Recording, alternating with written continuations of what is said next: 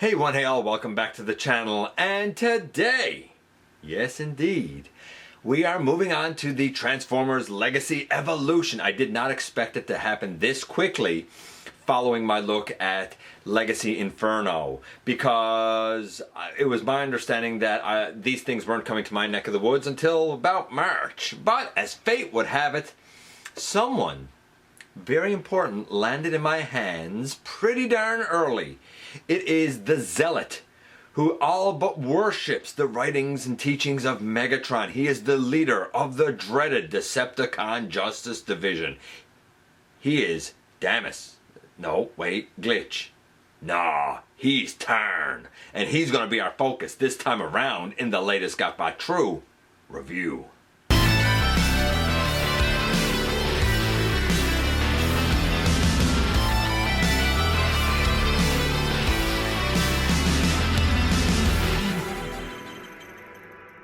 Hey one, hey all, welcome back to the channel. I'm your host, your most humble of hosts, Dennis Moulton, aka GotBot. As always, man, please like, comment, share, of course, subscribe. And while you're at it, light 'em up, baby.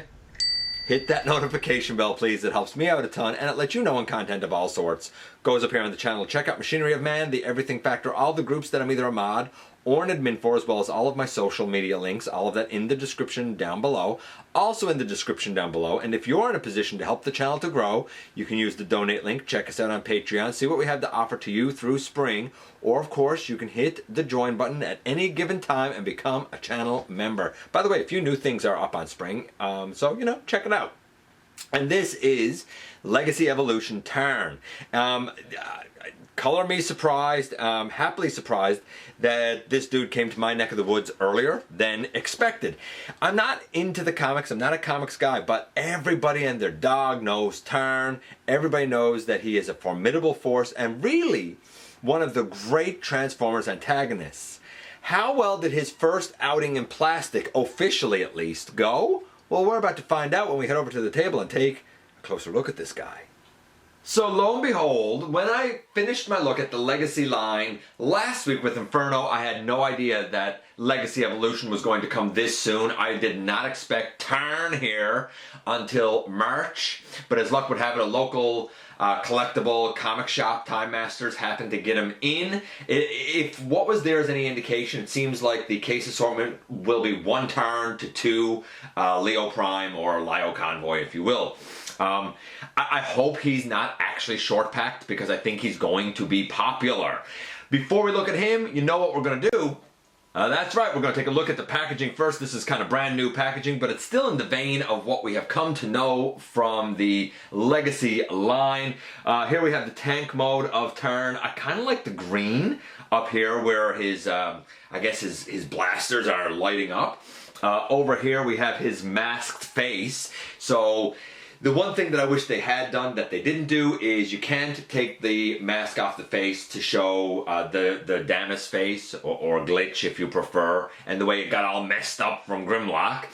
Here is the robot mode down here. By the way, my understanding, and I'm not real up on the comics, but my understanding is that as Damus, I think his face and his hands got removed and replaced, and that's when he started calling himself Glitch or something. Very weird, certainly. Legacy Evolution here. Over here we have what is half of, again, the art on the side. If you remember Legacy, you could take the Autobot half, the Decepticon half, put them together, and you got a picture. The same sort of thing is the case with this line as well. And on the back, of course, we have Tarn in both modes, and they're showing his Evo fusion, and all that really is taking his 2 blasters and putting them together to make one long blaster, at least in this case. You'll notice that there is no spot here for the tech specs. That is now on the top of the box. Funny enough, if you actually go and look at the tech specs for this guy, he's pretty much all 9s, except for the intelligence there is a 0, unless you look below the actual numbers, where you have the lines that are filled in, and then his intelligence is, as it probably should be, a 9.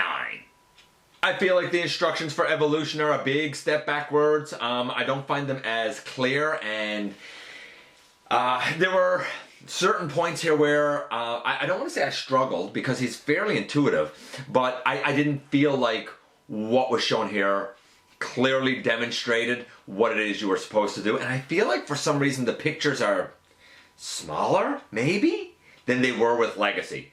Anyway, so far I don't find Tarn's instructions to be the best that I've encountered.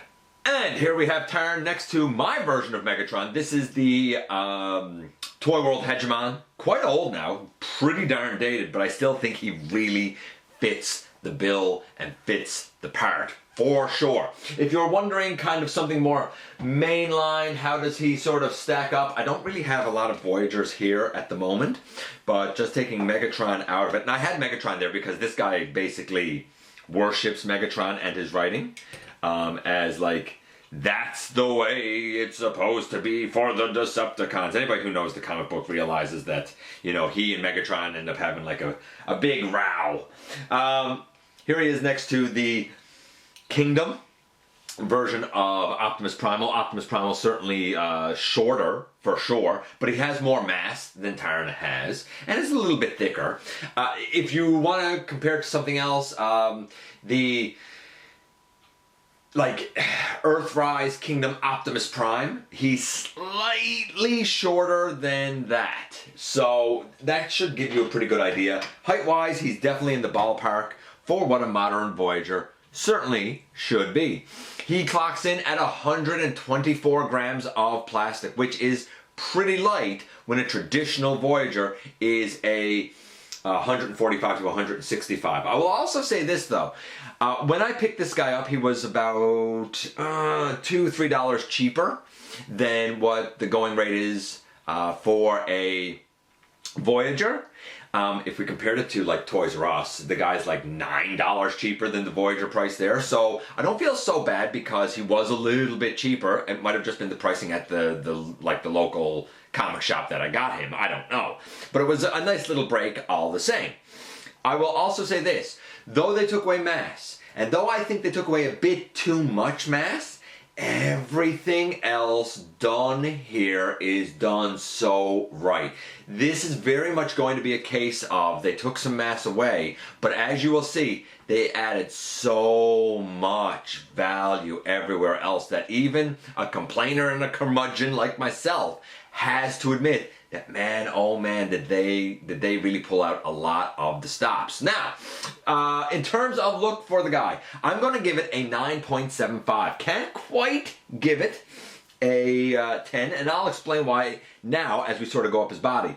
The feet and the toes with the silver up here and the gold right there and the kind of 2 shades of purple, yeah, that seems about right. When we get to the shins, about the only thing missing is I think he's supposed to have like, I'm going to say like a pink highlight right here where this slot is, but that slot you actually use later on to peg his kind of cannons in, so I'm okay with that. The thighs here are a little bit stylized for what they should be. Not a lot, but a little bit. At the very top there should be black, and they shouldn't really have any texture detail. Apparently the thighs and the design on the thighs here is more like the Bludgeon thighs than the Tarn thighs. So the supposed Legacy Bludgeon Voyager class that's supposed to be coming will probably be a reuse of Tarn, at least to some degree.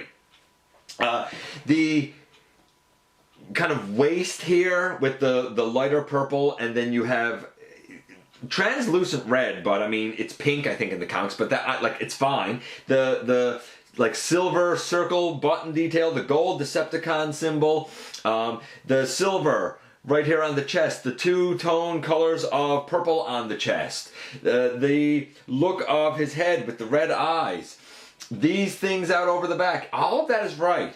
On the arms, the fists being purple with the gray, with the more purple detail, with all the treads, all of that correct. Now, what's missing? Why isn't it a 10? Here's why. Kind of around where my finger is right here, there should be silver on these 2 back cannons, I suppose we'll call them. And on these right here, where we can see kind of pink translucent, that's all right, but we should have a line of silver and probably like right here where this piece of translucent is, that should probably be gold. Very, very minor, nitpicky things. But overall, yeah, man, I gotta say, overall, this is a pretty strong version of Tarn.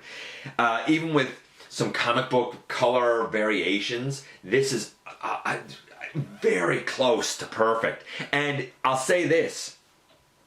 The silver, paint. The gold, paint. The gold is paint. Both shades of purple, paint. The silver is paint. All of this on the two blasters, paint. The purple up here, paint. The entire, everything on all of the torso, paint. Being silver and gold and two shades of purple. The head, paint.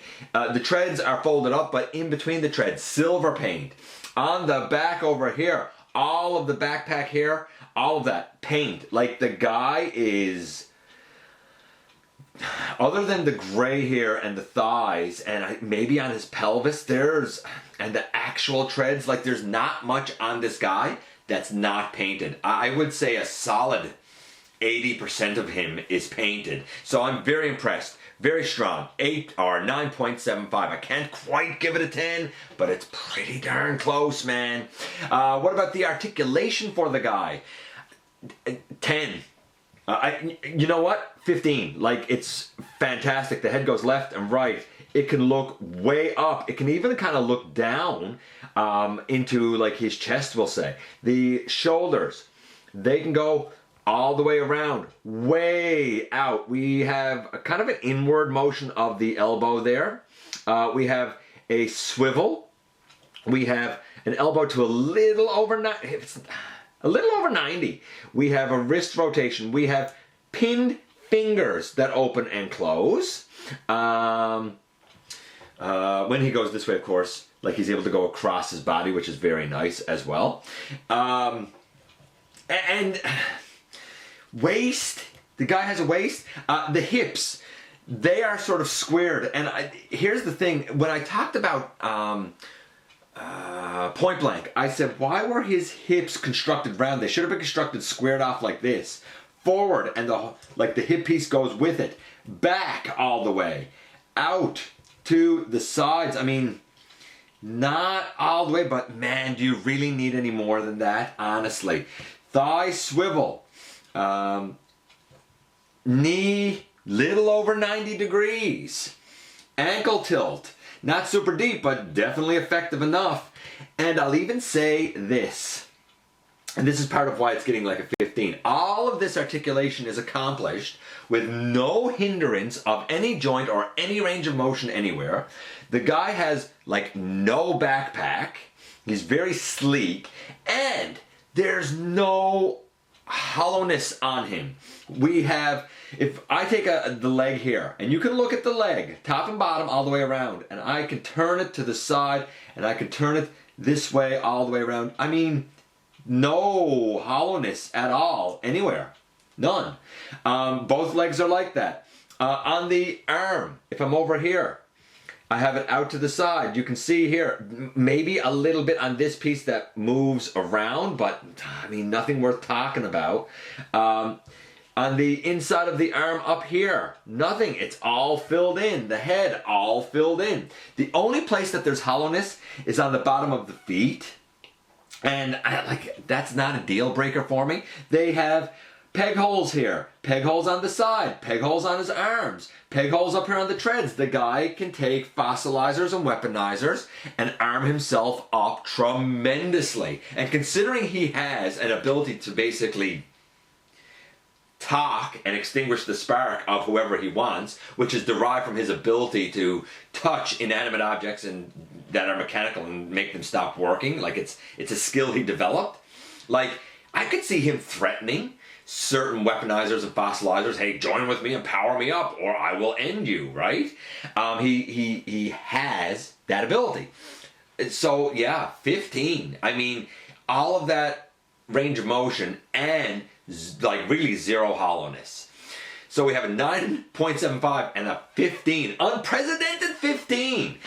Then we're going to get to the transformation. But before we get to the transformation, a couple of things to note with this over here. So there's actually two peg holes here on the side. And you can use this on, you know, the higher one I had it on. I think the instructions tell you to put it on the lower one. It depends on where you want the fusion cannon basically to be. This piece also turns around. And these pieces not only turn around, but they can come off. So I'm going to take them off for a moment. This piece here, like I said, it can turn around, and I'm going to put it, for now, here on the back. So you can do that. The Evo Fusion thing is basically you take, and I'm just going to do it, show it to you. Basically you take both of his blasters and put them together, and he can hold them in his hand. Or you can do the sensible thing and just put them in his hand. That one fits in his hand, no problem. And this one, you guessed it, fits in his hand, no problem. Or if you want, and I'm just going to take these down because maybe you want those out of the way and you want great big cannons over his shoulder. So you take that one and you take that one and put it in, and you can bring them up over his shoulder. Or you might want to use this piece back here that has not only ports on the side, but a port here on the top, and you might want to add weaponizer stuff there as well. I mean, the versatility. Man, the versatility is wild. I feel like I can sense the designer's excitement here and the love that went into this, where they said, man, oh man, for the leader of the DJD, we have to pull out all the stops. I'm not even a comics fan, and even I know who Tarn is, and I know how big of a deal he has been and how much of a cult following he has. That says a lot, right? So I'm going to take all of this off for now. We will see that again in a little bit, because we're going to be using it when we do, of course, the transformation. It's easier to do the transformation with it off. I'm not gonna lie, there are aspects to the transformation here that are a little bit of a nuisance to try and show on camera, but I'll do the best that I can for you. I will say this, the transformation is a 10. There's so many interesting moving parts and so many cool things that happen that once you've done it a couple of times, it feels intuitive, but it feels rewarding to go to robot, and it feels rewarding to go to the solid tank mode. Okay, so now that we've got Tarn stood up, squared up, ready to go, let's do that transformation. We're going to actually begin by popping the knees. I do it now because if I don't, I can guarantee you I'm 100% going to forget it later on. And if you forget it, then when you go to kind of fold these legs up over the tank, you'll be wondering, why are they only going at an angle? So, yeah, pop the knees, fold up the toes, and then you should be able to put the legs together. There, like that. And kind of just leave all that for now. Then we take this piece off. It is translucent. There are two little tabs there that go into rectangular slots here on the, I guess, hidden tread pieces that are like under the chest here. Once you have that up, you can begin, or once you have that out, you can rotate it around like this, bring these up around. They will softly tab into place, right? Then we come to the chest. Oh, sorry, the head, turn it around and bring up the chest. I don't know if you have to turn the head around, but I find if I do, it slots into the body cavity better and doesn't, how can I put this accurately? It allows this to sit flush. Like, I don't recall if you're supposed to turn it around or not, but I find that everything fits better, the fit and finish is better with it turned around. I hope that makes sense. We can pull out those treads and begin to fold them forward, bring the head up around and into the body cavity. Then this whole piece, which is translucent plastic, it's all painted, but it's robust translucent plastic on this hinge, very robust, like the wings of Legacy Kickback robust. I have no fear at all of anything happening to that. It comes up and there's a little gray tab here. There's a little slot right there on the top of the chest that comes up and slots in right there. You can finish bringing these around the rest of the way. You'll know you have them the right way because there's fake wheels molded on the bottom. They should be on, well, the bottom, right? Once you have that done, rotate an arm down. Once you have that done, rotate an arm down. Then we're going to just leave this here like this for now. Okay. Now the big key is dealing with the arms of this dude.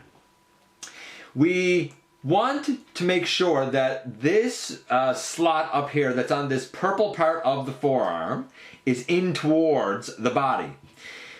To orient yourself, you should have the wrist down toward the bottom of the body, and this piece folds all the way around, so now it's on the top. I tend to put my thumb in here and hold on to this whole section to keep it straight when I angle the arm in and put the slot that was in that purple section over the rectangular tab that's on the leg. I'm going to do the same thing over here. I'm going to make sure that I have the wrist down facing the bottom of the vehicle. I'm going to take that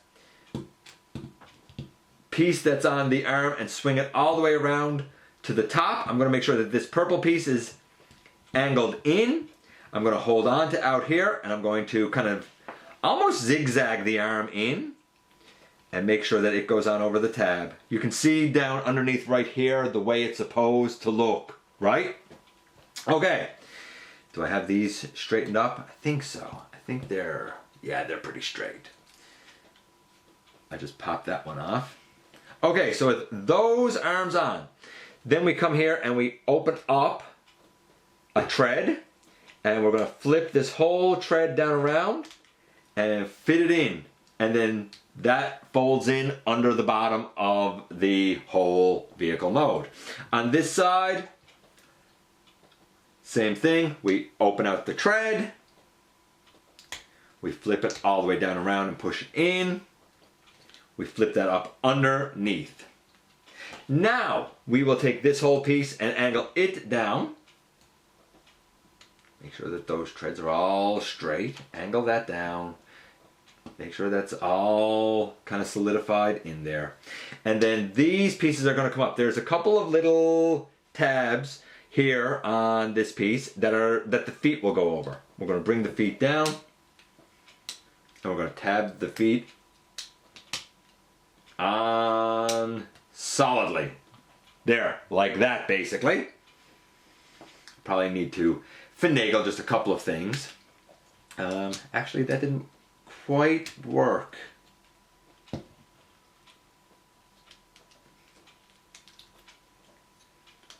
Hold on. There we go. There we go.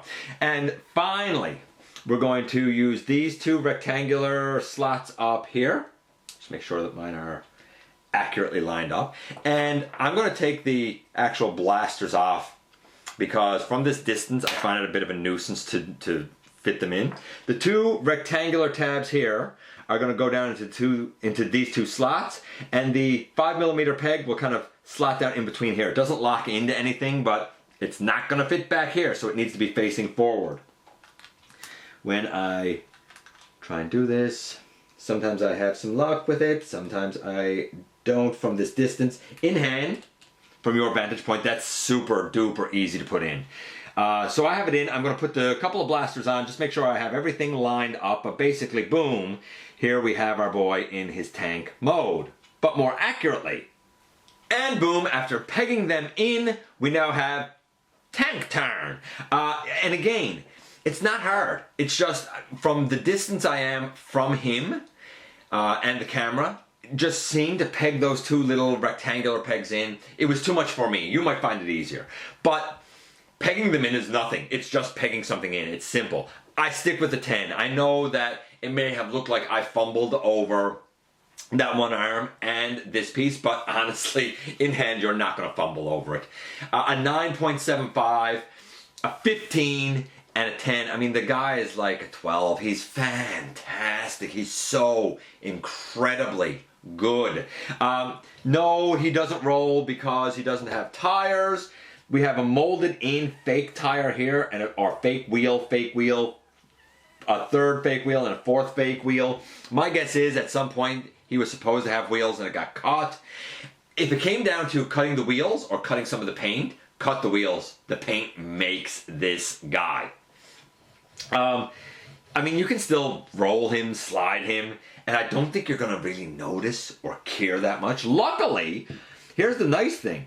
Down here, because you do have those four, what is painted down here doesn't scrape, because now it's still kind of elevated ever so slightly. It would have been nice if the hands could have gone somewhere else, but man, not a deal breaker, and this is so solid and looks so good that I don't even notice it. I just picked his feet off. I don't even notice it. The turret, by the way, it can go all the way around, and these two cannons can face up a little bit or down a little bit, right, depending on where you are. Very, very, very versatile indeed. 12, yeah, Tarn.